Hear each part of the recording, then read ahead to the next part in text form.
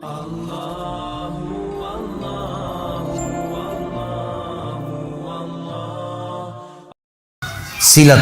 ini penyebab datangnya rezeki dan memperbanyak.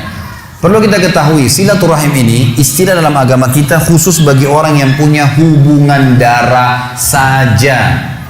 Bukan semua orang muslim, gitu kan?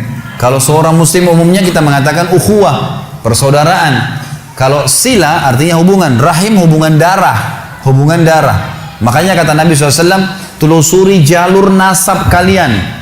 Saya sarankan sini teman-teman, mulai malam ini kalau bisa, coba ingat-ingat siapa kakeknya, ayah kakeknya. Kalau ada orang tua kita yang masih hidup, tanya, buat jalur nasab.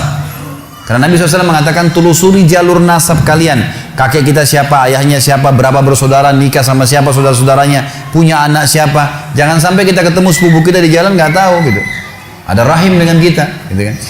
Kata Nabi SAW, telusuri jalur nasab kalian, karena akan memudahkan kalian silaturahim. Silaturahim. Jadi ini harus yang punya hubungan kerabat ya, hubungan darah.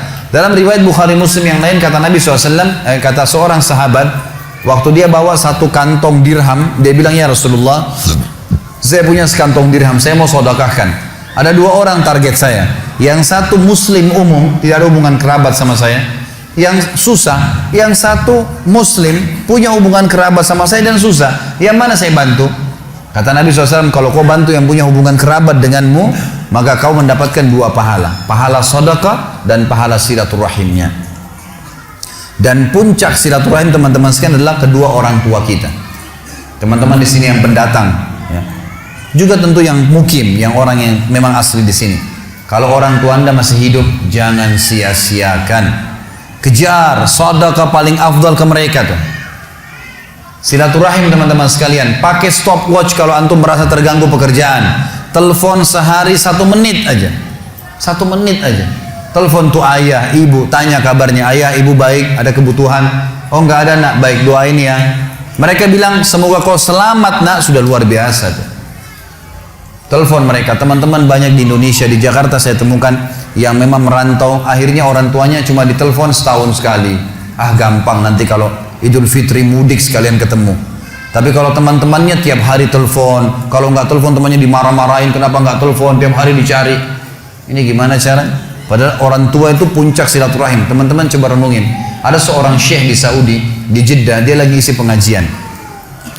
Kemudian saking pentingnya dia tahu ya, ini orang tua bagaimana. Dia bilang, saya ditelepon oleh seorang laki-laki. Dia bilang, saya nggak kenal. Laki-laki ini bilang, syekh, tolong bantu saya nih, apa jalan keluarnya? Sejam lagi saya akan divonis oleh pengadilan, dipenjara 10 tahun karena saya difitnah. Difitnah, data-data palsu semua dikasih ke pengadilan dan saya difitnah. Apa saran Anda nih? Kira-kira apa yang saya harus lakukan nih supaya Allah bisa menyelamatkan saya? Kata syekhnya ini, saya dengar ceramahnya, dia bilang begini, menarik sekali kisahnya. Dia bilang, apa kau masih punya orang tua yang hidup? Kata orang itu, ayah saya sudah meninggal, ibu saya ada. Kata syekhnya, kau masih bisa keluar dari pengadilan? Dia bilang masih bisa. Baik, sekarang kamu keluar dari pengadilan, singgah di restoran terbaik yang kau temuin, kemudian temuin ibumu, ajak makan siang ibumu. Kata dia, syekh, sejam lagi saya divonis penjara 10 tahun. Bagaimana bisa mau makan lagi sama orang tua? Kata syekhnya, kalau kau mau jalanin saran saya, jalanin itu. Anak ini dalam kondisi dia bingung, tidak tahu apa, maka dia pun singgah di restoran, kemudian dia pergi ke rumah ibunya. Setengah jam kemudian kata syekh, saya ditelepon. Syekh, jazakallah khair, semoga Allah balas Anda dengan kebaikan. Kata syekhnya, kenapa? Dia bilang, saya baru ditelepon oleh pengadilan, ternyata orang yang membuat fitnah buat saya terbongkar kedoknya dan dia sekarang akan divonis 10 tahun. Gitu kan?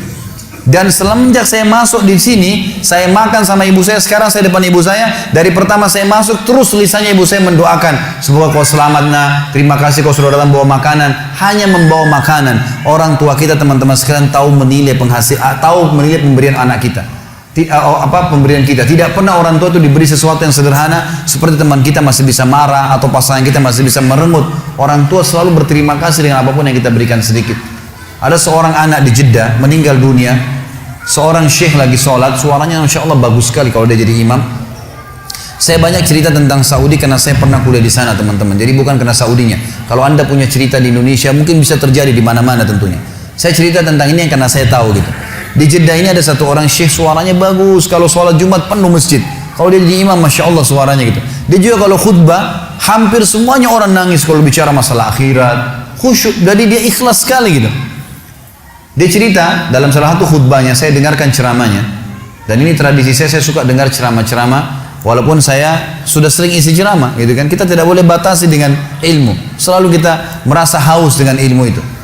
Maka saya dengar ceramah, dia mengatakan pada saat saya salah satu Jumat, saya lagi jadi imam, di rakaat kedua, pas sujud pertama ada suara gemuruh tengah-tengah masjid. Dia bilang, lalu saya salam, saya tanya, saya pakai mic, kenapa itu, ada apa? Dia bilang, Syekh, ada orang jatuh tadi waktu sholat sujud rakaat kedua, sujud pertama jatuh.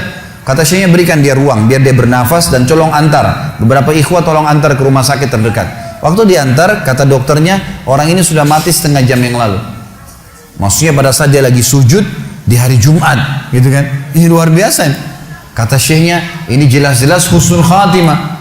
Hadis Nabi SAW, siapa yang meninggal hari Jumat tidak akan kena fitnah kubur, dan juga dia mati dalam keadaan sholat, jelas dari ibadah, apalagi lagi sujud kepada Allah SWT. Lalu dia bilang, datang adiknya mengambil jenazah kakaknya. Lalu saya bilang, ini kakakmu datang jauh-jauh sholat di sini karena dia mau sholat dengan saya, dia mau dengar ceramah, dia mau dengar suara bacaan Al-Quran, maka saya minta tolong izinkan saya memandikan jenazahnya. Kata adiknya, baiklah, silakan.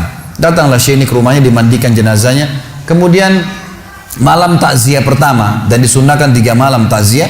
Malam takziah pertama, kata Syekhnya, setelah selesai jamu tamu-tamu semua, gitu kan, tamu datang mendoakan, mereka membawa makanan lalu mereka pulang. Lalu kata Syekhnya, saya tanya adiknya, kakakmu ini sebenarnya apa sih perbuatan amal dia yang paling menurut kamu Allah ridhahi sampai Allah tutup dengan husnul khatimah begini? Dia bilang, Syekh, kami punya orang tua, ayah kami sudah meninggal, ibu kami masih ada hidup, dan kami 6 orang bersaudara, semuanya bakti dengan ibu kami. Tapi kakak saya ini punya kelebihan plus. Setiap kami datang ke rumah ibu kami, pasti dia yang paling pertama ada. Sisirin rambutnya, aturin bajunya, laki-laki ngurus gitu. Orang tuanya, ibunya dirawat betul sama dia. Dia bilang sampai kalau sisirnya patah dia yang gantiin, sampo, sabun semua dia yang siapin, semuanya diperhatikan. Maka kata Syekhnya, pantas Allah tutup dengan husnul khatimah, pantas Allah tutup dengan itu. Dan teman-teman, apa yang melarang anda mengirimkan misalnya dari Bali di sini atau dari Denpasar ini ada rezeki, kirimkan ke Jawa, keluarga kita tahu di sana ada sampo, tahu di sana ada sabun, tahu. Kenapa kalau kita paketin dari sini khusus buat mereka? Maka luar biasa, mungkin kita korbanin 500.000, 300.000, teman-teman sekalian, sudah cukup orang tua kita mendoakan kita seumur hidupnya. Bagaimana kalau setiap bulan kita rutinkan, gitu kan? Harusnya kita lakukan seperti itu. Ini puncak silaturahim. Setelah itu datang kerabat-kerabat yang lainnya.